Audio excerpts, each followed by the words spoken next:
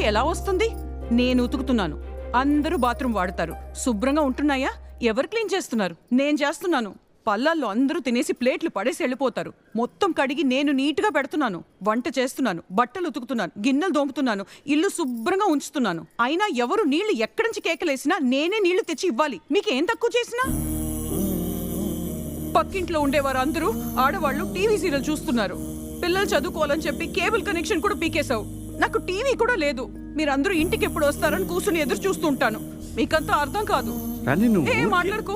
మీరు తినే కూరల్లో ఉప్పు కారం కనిపించదు, కానీ అవి లేకుండా రుచే లేదు. ఇంట్లో ఉన్న మేము కూడా అంతే. అమ్మ పిల్లలు కనిపించరు, కానీ మేము లేకుండా మీకు లైఫే లేదు. రాని అట్ట కాదు రాని. ఏంట్రా?